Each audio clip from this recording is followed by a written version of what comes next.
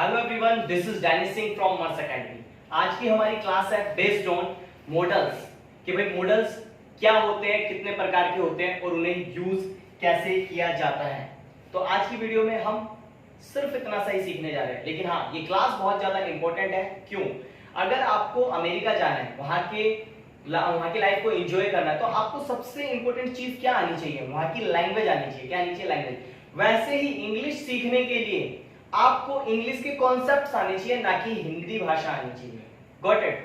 लेकिन ज्यादातर स्टूडेंट क्या करते हैं, वो हिंदी से इंग्लिश को सीखते हैं। वही उनकी सबसे बड़ी कमी और पहली गलती होती है जो वो इंग्लिश लैंग्वेज सीखने के दौरान करते हैं। लेकिन आज मैं आपकी ये गलती रिमूव करने वाला हूं और आपको बताने जा रहा हूं कि भाई इंग्लिश सिर्फ और सिर्फ कॉन्सेप्ट के जरिए ही बेस्ट सीखी जा सकती है, और नहीं तो इसके अलावा कोई दूसरा जरिया नहीं है इंग्लिश को ढंग से सीखने का। तो सबसे पहले मॉडल्स क्या होते हैं? मॉडल्स का मतलब होता है मन की बात। मॉडल्स के जरिए हम बताना सीख जाते हैं अपनी फीलिंग्स, अपनी मन की बात सामने वाले को। कैसे? ध्यान से देखेंगे। जैसे मैं आपको एक सेंटेंस बोलकर दिखाता हूं एग्जांपल के तौर पर। मैंने बोला I can speak in English, तो इसके जरिए मैंने सामने वाले को क्या बताई?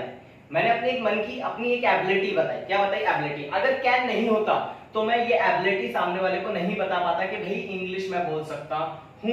ठीक है, अब मैं आपको ना मॉडल्स के बारे में कुछ बता देता हूं। मॉडल्स का क्या रूल होता है? मॉडल्स के बाद आती है base form of the verb, यानी वर्ब की फर्स्ट फॉर्म लगा दोगे सभी के साथ, और दूसरा सभी सब्जेक्ट के साथ, आई के साथ, यू के साथ, बी के साथ, दे के साथ सेम यूज होंगे। कोई एस या एस आईएनजी एनजी वाला रूल कुछ भी यूज नहीं करोगे आप। बहुत इजी है।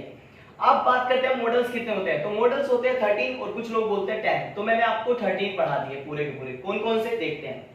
Can, could, should, need, used to, dare, may, might, must, would, will, shall, ought to।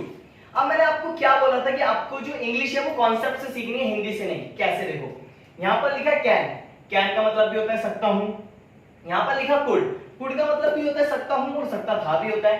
तो दोनों की हिंदी सेम आ रही है। देखो, शुड का मतलब चाहिए होता है, नीड का मतलब भी चाहिए होता है, ठीक है, और मस्ट का मतलब भी चाहिए होता है, ठीक है।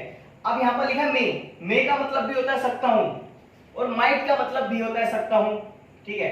विल का मतलब गागीगे, वुड का मतलब गागीगे, शैल का मतलब गागीगे, और ought to का मतलब भी होता है चाहिए। देखो कितने वाले हो गए चाहिए वाले, कितने सारे हो गए? ought to, must, should, need। इस तरह से सेम हिंदी आ रही है। अब सकता हूं वाले कितने सारे लेसन है और सबकी सेम हिंदी आ रही है। तो ऐसे अगर हम इंग्लिश सीखने लगे तो हो गई कंफ्यूजन भाई, आ गई इंग्लिश हमें। ठीक है, आज से हमें हर एक चैप्टर, हर एक वर्ड इंग्लिश के अंदर सीखना है कॉन्सेप्ट के जरिए। अगर वीडियो पसंद आए तो प्लीज इसको लाइक जरूर करें, कमेंट जरूर करें और सब्सक्राइब करें हमारे चैनल को। So let's get started. ध्यान से देखते हैं। कैन, सबसे पहले मैं आपको कैन बताने जा रहा हूं। कैन का यूज किस होता है? Power, capacity and ability. जैसे मैंने बोला मैं इंग्लिश बोल सकता हूं, I can speak in English, ये मेरी क्या है? एबिलिटी। मैं बाइक चला सकता हूं, I can ride a bike, ये क्या है? मेरी एबिलिटी। मैं 2 लीटर माजा एक बार में पी सकता हूं, I can drink 2 litre Maaza in one time, तो ये मेरी क्या है? ये मेरी है कैपेसिटी। अगर कैन नहीं होगा तो मैं अपनी पावर, कैपेसिटी और एबिलिटी कैसे बता पाऊंगा? आपको नहीं बता सकता। ठीक है, सो कैन का यूज होता है पावर, कैपेसिटी, एबिलिटी। और कैन का पास्ट होता है कुड। सेम यूजेस आप कुड के कर सकते हो पास्ट में। मैं लिख सकता था आई कुड राइट, मैं लेटर लिख सकता था I could write a letter.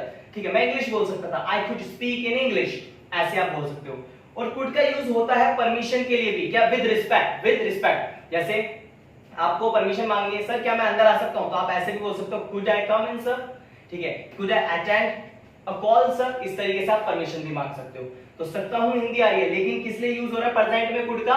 Permission के लिए, विद रिस्पेक्ट, विद रिस्पेक्ट। अब हम आगे बढ़ते हैं शुड। यहां पर जो हिंदी पहचान होती है शुड की वो होती है चाहिए, लेकिन यूज क्या होता है शुड का? शुड का यूज होता है एडवाइस के लिए। किस लिए? एडवाइस देने और लेने के लिए। जैसे मैंने बोला क्या मुझे इंग्लिश सीखनी चाहिए? Should I learn English? अब मेरे मन के अंदर एक बात थी कि मेरे को सामने वाले से एक एडवाइस लेनी थी कि भाई मुझे इंग्लिश सीखनी चाहिए या नहीं। तो अगर शुड नहीं होता, ठीक है, तो मैं अपने मन की वाली बात कैसे बता पाता सामने वाले को? नहीं बता पाता ना। तो फीलिंग जो हमारी शुड ने बताई एडवाइस वाली। नीड, नीड का यूज होता है नेसेसिटी के लिए। किस लिए? नेसेसिटी यानी जरूरी। कोई भी चीज, कोई भी काम अगर जरूरी है तो वहां पर हम नीड का यूज करते हैं। किसका यूज करते हैं? नीड। जैसे अगर आपको प्यास लग रही है तो किसकी जरूरत है? वाटर की, तो आपने बोला आई नीड वाटर। लिखना है तो किसकी जरूरत है? पेन की, तो आपने बोला आई नीड अ पेन। ठीक है, अब जो भी चीज की हमें जरूरत है तो वहां पर हम किसका यूज करते हैं? नीड। जैसे मुझे पेन चाहिए, आई नीड अ पेन। ठीक है, क्या मुझे इंग्लिश सीखनी चाहिए? Should I learn English? तो यहाँ पर मैंने एडवाइस मांगी, यहाँ पर मैंने अपनी जरूरत बताई। हिंदी दोनों की सेम है, ठीक है। अब हम आगे बढ़ते हैं।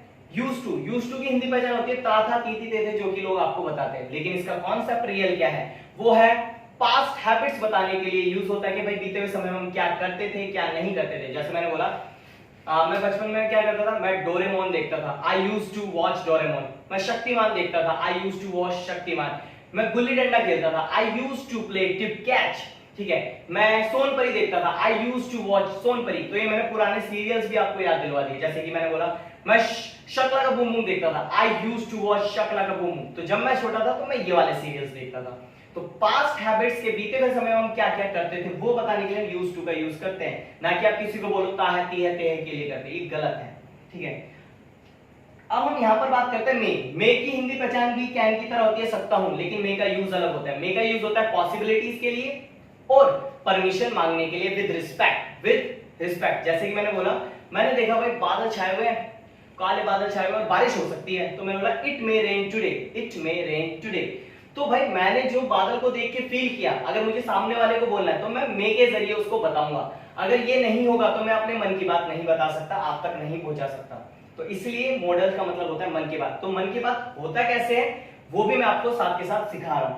अब हम आगे बात करते हैं अब परमिशन के लिए कैसे होता है मे का यूज। जैसे कि क्या मैं अंदर आ सकता हूं, मैं कम इन, क्या मैं बैठ सकता हूं, मैं सिट, क्या मैं बोल सकता हूं, मैं स्पीक। तो ये मैं परमिशन मांग रहा हूं उस काम को करने से पहले, ठीक है। अब माइट का यूज क्यों होता है? माइट का यूज भी होता है पॉसिबिलिटीज के लिए। किस लिए होता है? पॉसिबिलिटीज, लेस पॉसिबिलिटीज के लिए। ध्यान से सुनेंगे, लेस पॉसिबिलिटीज के लिए। जैसे कि मैंने देखा बादल तो छाए हुए नहीं है इतने, लेकिन बारिश हो सकती है, बहुत कम संभावना है, तो मैंने बोला इट माइट रेन टुडे। अब किसी के आने की बहुत कम संभावना है, तो मैंने बोला शी मे कम। तो जो मुझे फील हुआ मैंने माइट के जरिए बताया कि भाई इस काम के होने की लेस पॉसिबिलिटी है, ठीक है। अब जैसे मैंने बोला वो डांस कर सकता है, शी माइट या ही माइट डांस, वो आ सकती है, शी माइट कम। वो इंग्लिश स्पीकर बन सकती है, she might be English speaker. तो इस तरीके से मैंने बता दिया आपको, ठीक है। अब हम बात करते हैं मस्ट का यूज भी किस लिए होता है? चाहिए। देखो अब कोई काम जरूर करना चाहिए, उसलिए हम क्या लगाते हैं? मस्ट का लगाते हैं। मस्ट का यूज ड्यूटी याद दिलाने के लिए होता है। क्या यूज दिलाने के लिए होता है? ड्यूटी, कि भाई जैसे आप सोल्जर हो तो आपको देश की रिस्पेक्ट करनी चाहिए, ठीक है। तो आप ऐसे बोल सकते हो, being a soldier you must respect your country, ठीक है। Being a teacher you must teach your children या your students, okay. Being a writer, आपको एक अच्छा लेटर लिखना चाहिए, being a writer you must write a good letter. तो यहां पर किस लिए यूज होता है? ड्यूटी याद दिलाने के लिए भी, ठीक है। या पॉसिबिलिटीज के लिए, किसी भी काम के होने की बहुत ज्यादा पॉसिबिलिटीज है किसी भी चीज की, तो भी आप मस्ट का यूज कर सकते हो। जैसे कि आपने एक लड़के को देखा, वो कार से घूमता है, बड़ी बड़ी जगह जाता है, अच्छा अच्छा खाना खाता है, अच्छे कपड़े पहनता है, तो आपने बोला यार ये ना जरूर अमीर होगा। तो पॉसिबिलिटीज कितनी है? बहुत ज्यादा। तो आपने बोला ही मस्ट बी रिच, तो इसकी पॉसिबिलिटीज ज्यादा है। आपने किसी को देखा कि भाई कोई ना किसी बच्चे को ऐसे, मतलब आप उसे जानते नहीं हो लेकिन उसने इंग्लिश के बारे में सब कुछ बता दिया, बहुत अच्छा आपको एक्सप्लेन कर दिया, तो आपने बोला कि भाई ये ना जरूर टीचर होगा। सो ही मस्ट बी क्या? He must be a teacher, simple, ठीक है। तो ऐसे हम मस्ट का यूज कर सकते हैं। वुड की हिंदी पहचान गागी की, विल की भी, शैल की भी।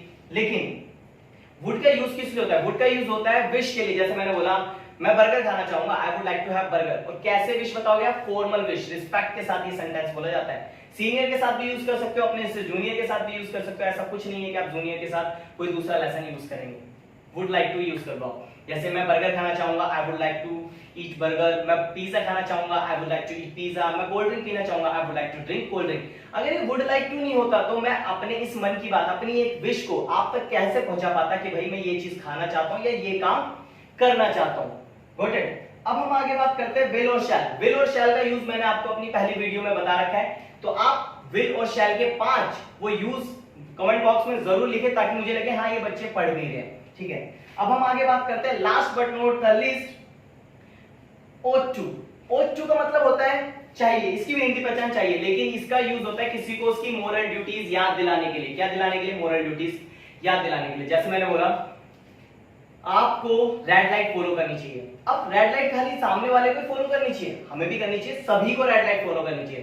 तो और क्या दिलवा रहा हूं ये याद में? मोरल ड्यूटी याद दिलवा रहा हूं कि अगर जो बंदा फॉलो नहीं कर रहा, तो मैंने उसे बोला you ought to follow red light. आप पेरेंट्स की रिस्पेक्ट आपको भी करनी चाहिए, मुझे भी करनी चाहिए और सभी को करनी चाहिए। तो जो नहीं कर रहा मैं उसको याद दिलवा रहा हूं, you ought to respect your parents. आप कोई टीचर है जो उसको मैं याद दिलवा रहा हूं, उसकी मोरल ड्यूटी क्या है, टीचर होने के नाते उसे अच्छा पढ़ाना चाहिए, ठीक है। Being a teacher he ought to teach well, या being a teacher you ought to teach well, being a writer you ought to write letter well, ठीक है। अब मैंने बोला डांसर होने के नाते ना आपको डांस अच्छा करना चाहिए, ठीक है। being a dancer you ought to dance well, ठीक है। तो अगर आप डांसर हो तो आपकी ये मोरल ड्यूटी बनती है कि भाई आप अच्छा डांस करो, ठीक है।